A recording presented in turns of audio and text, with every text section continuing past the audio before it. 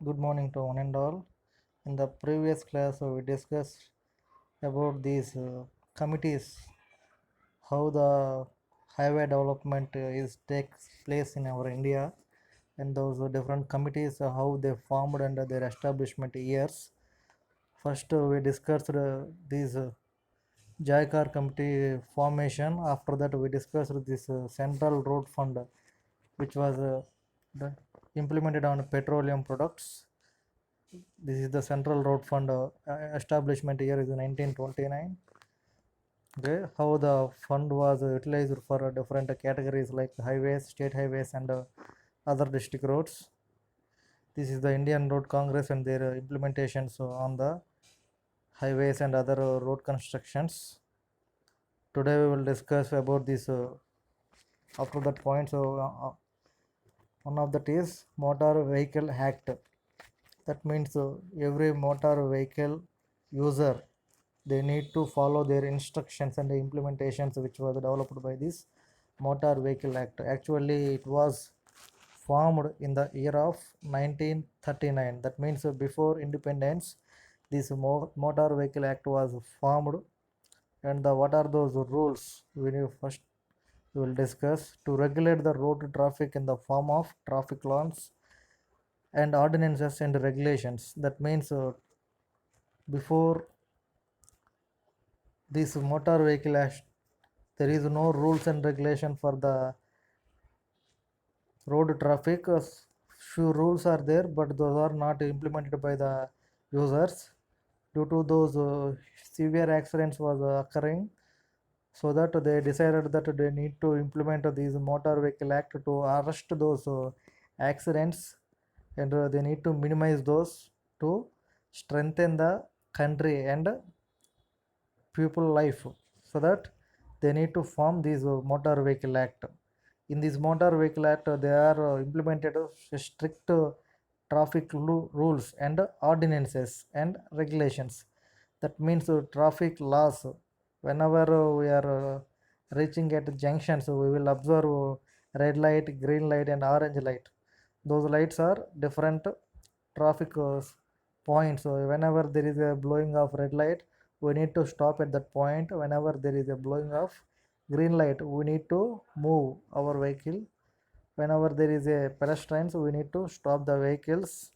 So these are the some of the points. And there is a zebra crossing line which was on the roads. At that roads, we need to minimize our traffic speed of the vehicle, and we need to give priority for road pedestrians. Okay. And other ordinances, whenever there is an accident occurs, the minimum amount of charging and others, whenever there is an illegal transporting system is there, what are the rules should they have to implement on those, and the regulations. Regulations means it is the toll gate charges and other taxes which was implemented on petroleum and other petroleum products. All those comes under these motor vehicle acts. And next one is the three phases primary covered are control of driver and vehicle ownership and vehicle operation. In these three phases, control of driver, that means the total vehicle movement is depending upon the driver's mindset and their attitude. That means if the driver is drinking, the vehicle should not be on his own control, so that he may have chance to lead to accidents. So that the control of driver is the first priority.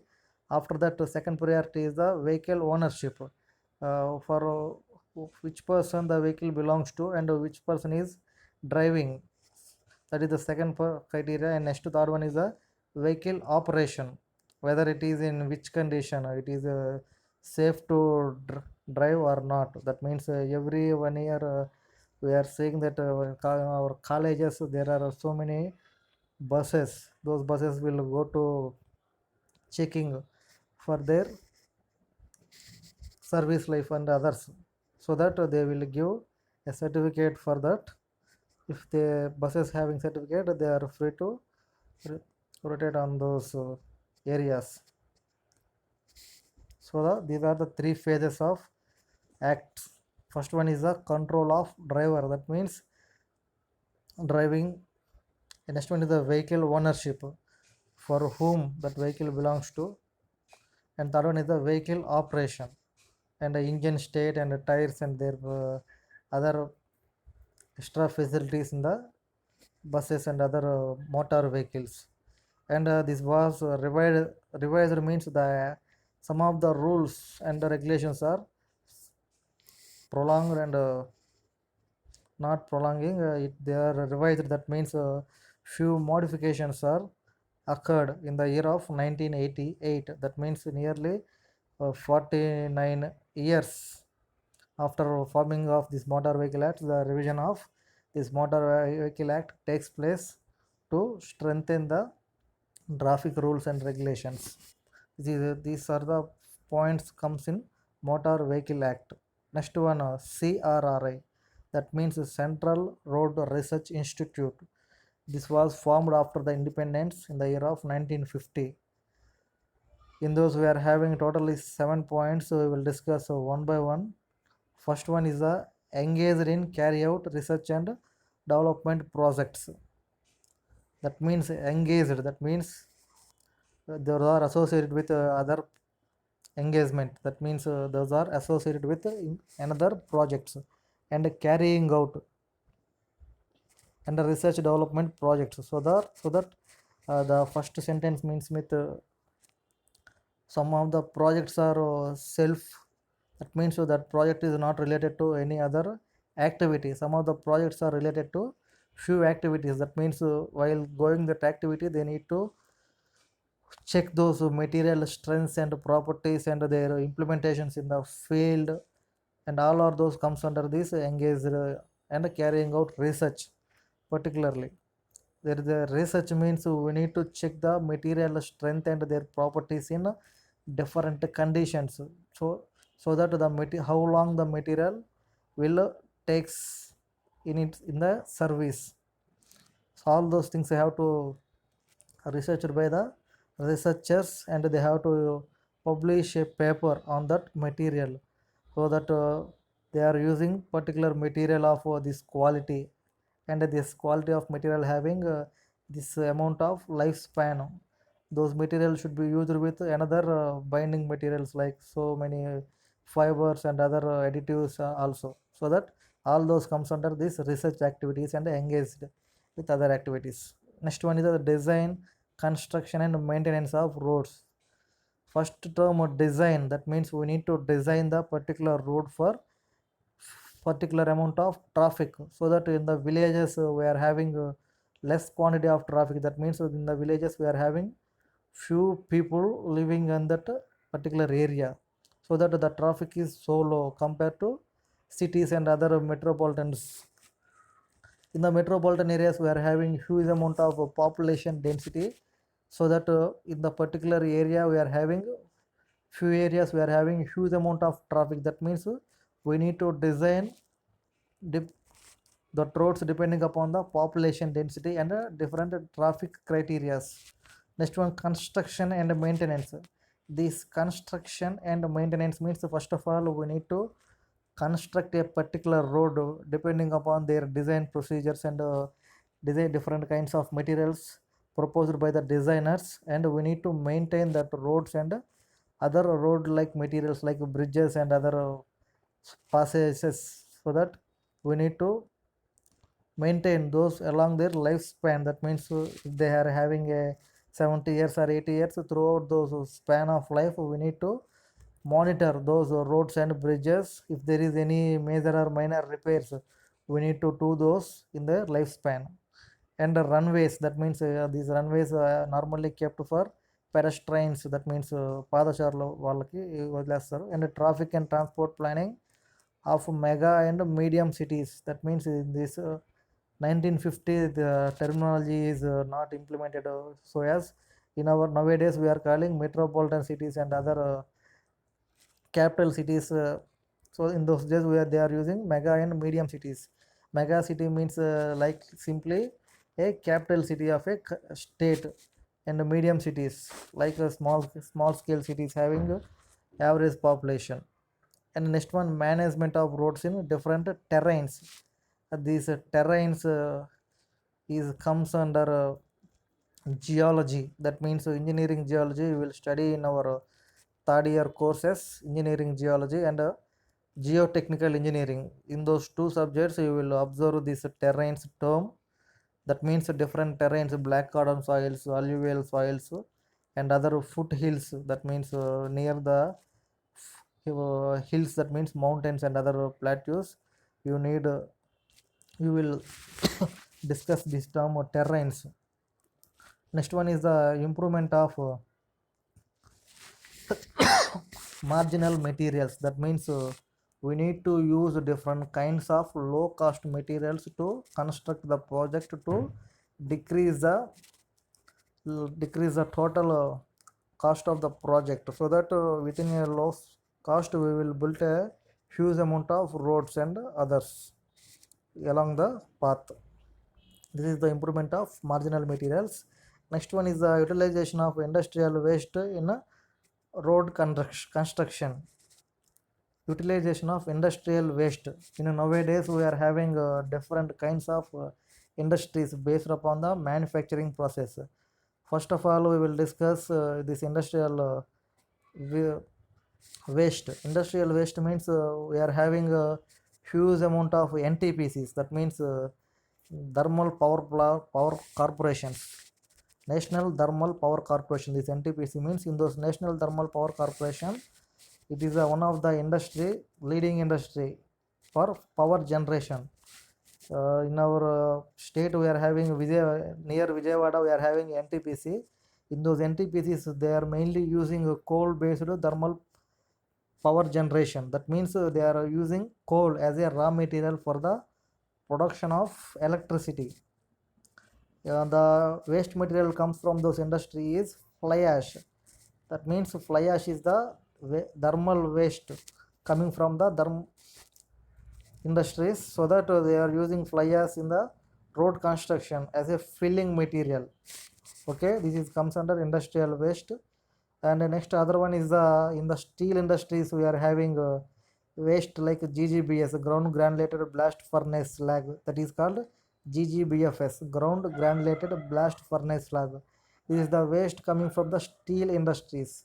That means we are having steel is one of the building material, like, so this waste also GGBFS also utilizing as a filling material and other uh, materials in the concrete industries, so that we need to utilize those industrial wastes for different purposes to decrease their land consumption in the states and other central level. Next one is the landslide control.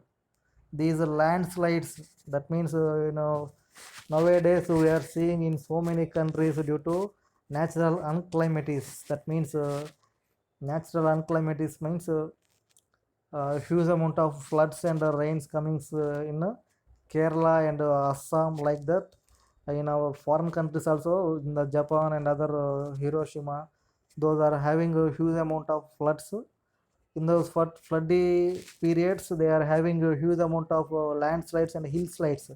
Due to those, huge amount of traffic will be jammed and daily needs and needs of the population should be stopped due to these natural unclimatics.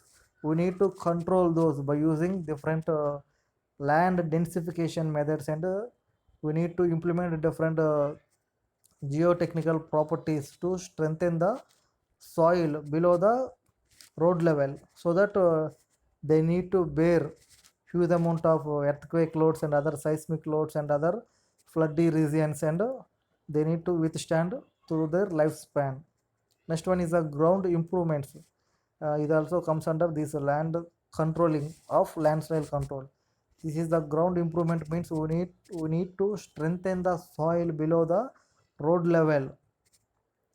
This is the ground improvement. That means by using different kinds of fibers and other cementitious materials and calcareous materials like lime and other epoxy resins and other growing agents and grunting agents, and we need to improve the soil properties by ground improvement.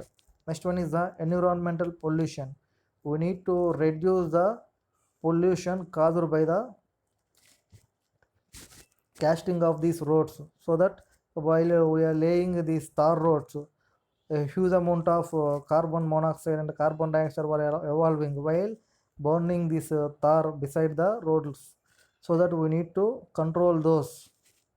And the next one is the traffic safety, that means road traffic safety. While constructing these roads and other, we need to ensure the safety of workmanship. For example, labor and others are working near these hill slides and other bridges, and also we need to safeguard the labor and other engineers while they are working for the implementing of these roads. We'll go for next slide. Next one is the Ministry of Road Transport and Highways. These ministries, those are useful to allocate the funds which are coming from the central level. Those funds have to utilize for the planning and development of different national highways, state highways, so that we need to improve the density of the roads in a particular area. If the roads are very good in our country, they automatically our GDP will increases and tourism increases and industrialization increases and water and other also increases. Automatically our country is well developing due to this road transportation increment. First one is the planning and development and maintenance of national highways in the country. Planning, development and maintenance. On the previous slides we are slowly seen that 20-year plans, that means 1920 to 1940, 40 to 60, 60 to 80, those are 20-year road development plans. In those 20 years they fixed for particular aim, that means for every square feet we need to develop zero point 0.6 kilometers of roads. Like that they are for every 20 years they need to do particular projects for implementing the road transportation systems in the country, so that they need to plan development and maintenance the national highways. That means planning means before the year starts they need to first plan in the further 20 years what we have to do, how much amount of roads we need to construct and how much amount of bridges we need to construct. All those they need to plan. And next one is the development, that means they need to develop those plans in working. And next one and maintenance, that means they have to maintain the existing roads through the different for suppose there are some existing roads, they are having some maintenance, means there are small cracks and others are coming due to heavy rapid vehicle movement. They need to minimize those by using different maintenance techniques in highways and other in a country. Next one is the extends technical and finance supports to the state governments for the development of straight roads and other roads. That is the extends the technical finance support. If there is a huge amount of finance, that means money which are allocated for the construction of roads, we need to construct huge amount of roads. All of those money can be depends upon the GDP of the country. If the GDP is high, we have huge amount of funds. If the GDP is low, we have low number of funds. So total GDP can be calculated by using different parameters. So that if we are having financial support, we need to utilize those financial support for the construction of different levels of roads in our state level and city levels and village levels. Okay. Next one, evolve the standard specifications for the roads and bridges in the country. We need to evolve what are the minimum standards for the construction of road, what is the minimum thickness of the road what we are keeping, and what is the minimum length of the road, what is the thickness of road at a particular curves, what is the angle we need to maintain at the so curves, and what is the super elevation, what is the minimum amount of passage area. All those rules we need to minimum and remember, and those rules can be implemented while we are laying these roads and other bridges. What is the minimum height from road to bridge support, all those we need to maintain. So why? Because if lorries and other high rise mechanical equipment was traveling below the bridges, they need to say travel easily. That if they didn't travel from the bridges, there is obstruction formed. Okay, we need to overcome those obstructions by maintaining proper ratios and proper values while constructing a bridges and other roads and other utilities for the transportation purpose. Next one, it stores the data related to technical knowledge on roads and bridges.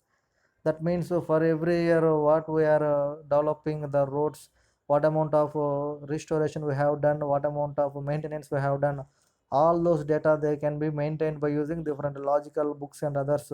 They need to store that data in the form of paper proof, so that whenever there is audit is going on the projects, they need to show their documental proof to the officers. Next one is a highway research board, HRB in the shortcut we are calling highway research board. In those we are having 5 points. First point is that to ascertain the nature, to extend the research required to ascertain the nature. That means while the industrialization or any other transportation levels are heavying, that means we are decreasing the forest cover. You need to know the forest cover. That means in the olden days we are having a huge amount of forest cover, so that our granary system is so high in olden days. But in the nowadays we are simply destroying the forests and constructing so many projects in the forest, so that wildlife is obstructing, so that the wildlife coming to the man-made areas, so that we are disturbing, so that we are disturbing a lot to the wildlife. They are simply destroying the wildlife. We need to ascertain the nature to extend the research required within a small period of small scale of gap. We need to construct a huge amount of road transport, like by using these metro lines, and within a single span we need to construct bridges and railways in a single column. Those things we need to implement in the future for saving a huge amount of land cover for forest areas. Next one is that to correlate research information from the various organizations in India and abroad. We are having different kinds of IITs and NITs and other institutional bodies which are having research centers. In those research centers, they are every year they are spending a huge amount of money for the research work. We need to utilize those research work and implement the few innovations. That means new innovations to our daily life to ascertain those materials and land covers. Next one is the to collect and correlation of the services. That means whatever the data we are collecting from the research bodies, we need to correlate to the our services. That means the construction and maintenance. Next one, collect the result on research. We need to collect those data and we need to evolve those data and shown in the constructional purposes. Next one, channelize the consultative services. That means channelizing means we need to improve the consultative service of those who are building these roads and others.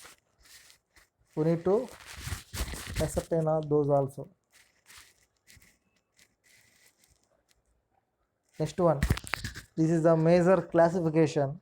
This classification of highways was asking a long question in our J&K papers. You need to remember this classification of highways depending upon weather, all weather roads and fair weather roads.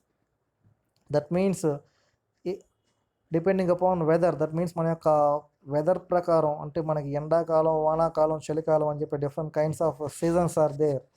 Depending upon their seasonal facilities in our day-to-day life, we need to ascertain those roads into different fields. For suppose in our India we are having different kinds of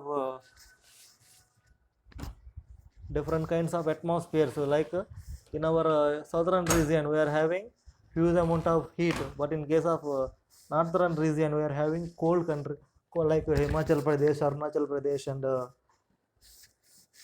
others, Sikkim, like that. We need to see overall conditions in the India. For suppose all weather roads means in throughout the year the transportation takes place in all weather roads. That means all weathers, in all weather conditions the transportation takes place. Those roads are called all weather roads. Next second one is the fair weather roads. Those are not fair, that means not working in few environmental conditions, like whenever there is a winter season, a huge amount of snow can be deposited on the roads, so that there is a obstruction to the transportation. In some of the states, in monsoon seasons, that means in rainy seasons there are huge amount of rains, so that the total amount of water should be immersed on the roads.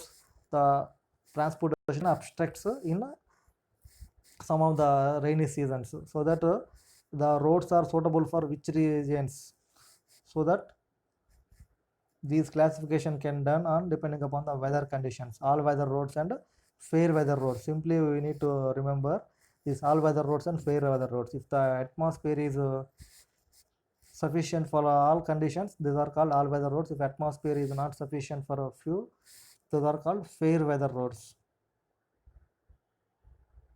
Next one is the depending upon the type of carriageway. That means carriage, that means the way which carries vehicles. Those way, the way is called carriage. That means carriageway, carrying a way, that is carriageway. First one is the paved roads. In the beside we are brackets, we are having WBM, waterborne macadam roads. Those are called paved roads. Means the top layer should be paved with cement, concrete or bituminous tar. Those roads are called paved roads. In the second condition we are having unpaved roads. That means the top layer is unpaved. That means simply we are having a mud. That means ఒక మట్టి రోడ్లు అంటారు చూసారా, అవన్నీ కూడా మీకు unpaved roads, earth roads and gravel roads. That means the top layer should be filled with this gravel and small stone dust and chips. These are called unpaved roads depending upon the carriageway. Next, third one is depending upon pavement surface. Okay, pavement surface, surfaced roads. That means top layer is surfaced with the help of bituminous and cement concrete. In the previously known the BT roads and CC roads. These are BT roads means bitumen tar road, or CC roads means cement concrete roads. Those are surfaced roads. Next one, unsurfaced roads. That means as previously like a carriageway, those roads, those two are correlated to one to one. That means paved roads and surfaced roads, those are similarly same but technically different. Next one, classification of highways. How we will differentiate the highways depending upon their utility based on the traffic volume. This traffic volume can be calculated with the number of vehicles traveling per hour. You need to remember this. This is the one of the bit asked in recent Sachivalayam jobs. Traffic volume can be measured with number of vehicles per hour. That is the traffic volume basically we are measuring on the roads. Simply the human being is standard on particular road, they are having some radium laser guns. Simply they measures how many number of vehicles are traveling particular hour. They simply measured with those laser guns.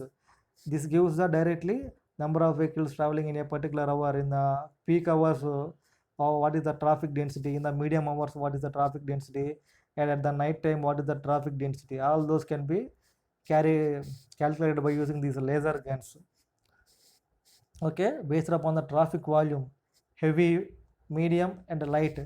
Heavy roads means these national highways are also called as these heavy loads. Why? Because in a 24 hours span, automatically they have lorries and other carriage vehicles simply traveling on those national highways. Those are heavy traffic vehicles. The next one, medium traffic vehicles. These medium traffic vehicles roads we will observe in cities, normal cities, and lightweight roads. So that means light traffic roads we will observe in villages. Okay, these are the roads classified depending upon the traffic volume. Heavy roads, medium roads and light roads. Heavy, medium and light, HML. We need to remember that. Like, next one, based upon the load and tonnage, that means load and tonnage, those two are similar terms.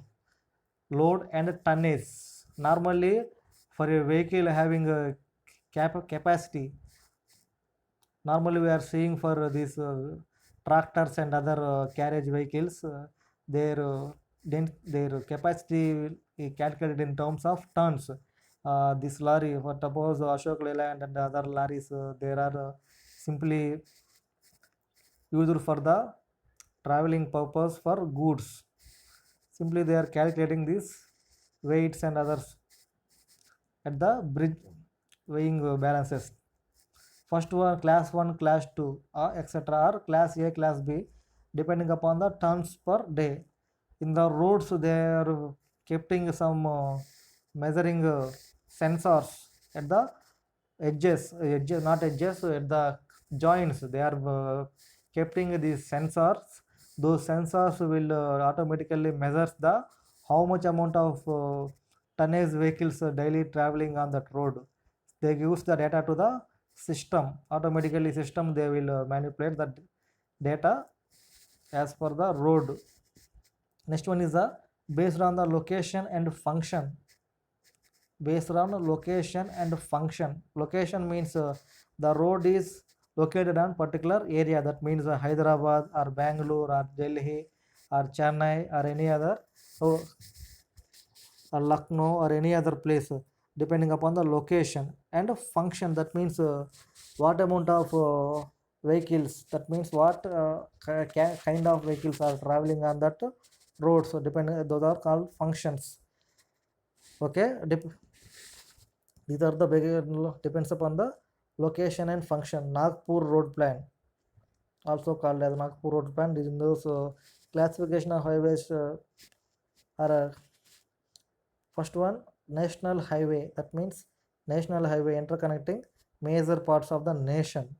Next one, state highway. This state highway we are interconnecting major cities of the state.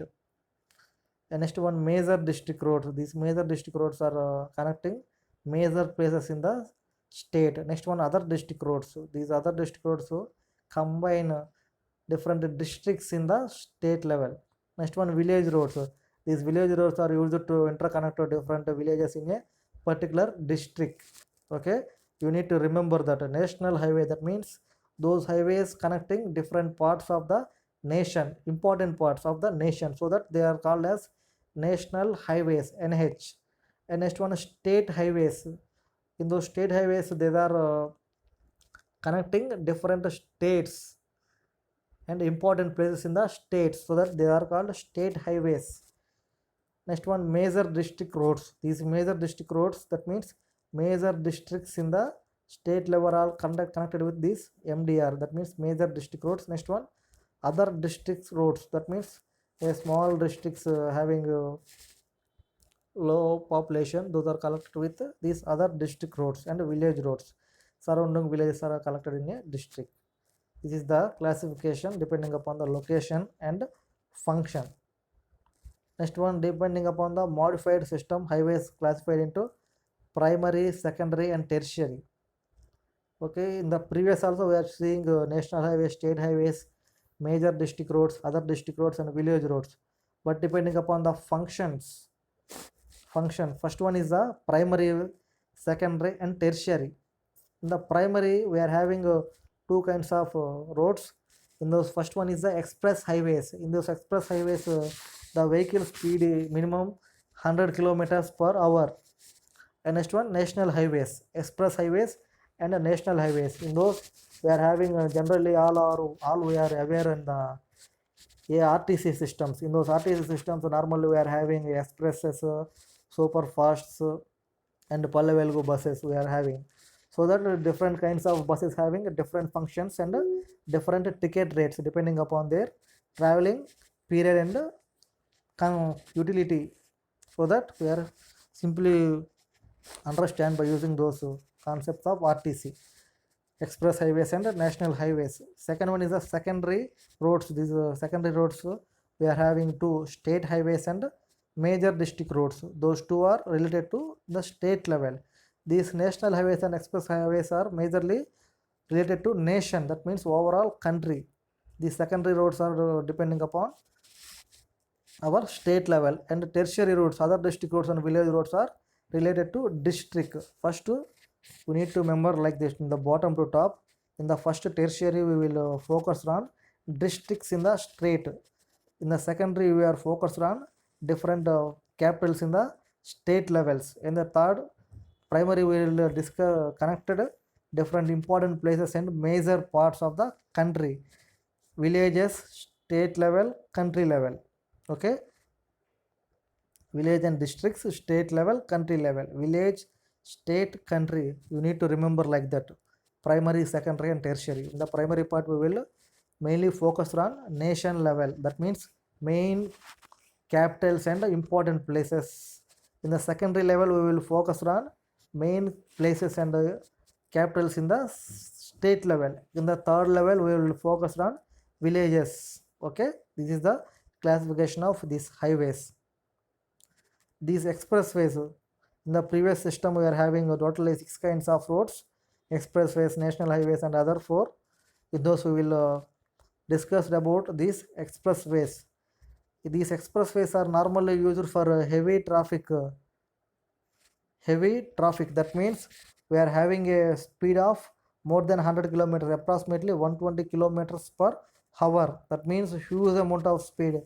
Normally these speed vehicles are shown in these express highways, and the width of the highway is minimum 90 meters, and full access control to the vehicles traveling on those express highways, and connects the major points of traffic generation. That means where there are major generation, uh, all we are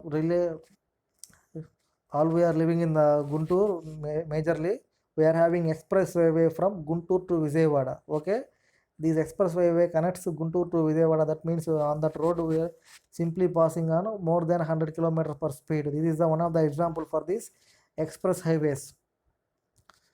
And no slow moving traffic allowed on that particular roads, and no loading and unloading.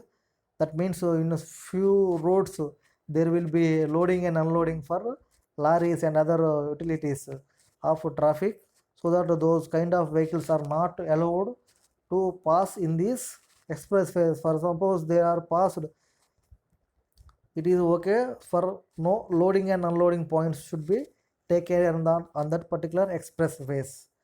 And second one we will discuss about national highways. That means national highways, these are running through the length and breadth of the India. That means throughout the length and throughout the width. That means if we assume our India as a cross, that means cross means plus junction. In the throughout the x-axis and throughout the y-axis we are having these national highways connecting different important capitals and other major cities in the India. And a few national highways are interconnected with other central level ports, like that in our India we are majorly with Bangladesh, Nepal and besiding countries. That means beside countries we are having connection with these national highways. But at that junction points we are having these toll gates and other checking conditions to allow the vehicles. Next one is the, in the national highways we are having a length of 70,548 kilometers of Indian highways, with a cover of 2% of total road network in the India, and carry 40% of the total traffic. That means 2% of total roads. That means if we are having 100 kilometers of roads, in those 2 kilometers are national highways. Okay, and they are bearing 40% of traffic, total traffic. That means we need to memorize, and we need to understand the what the traffic situation in the national highways. That means 40% of the traffic is on national highways, remaining 60% on state, other district roads, major district roads, village roads and express highways.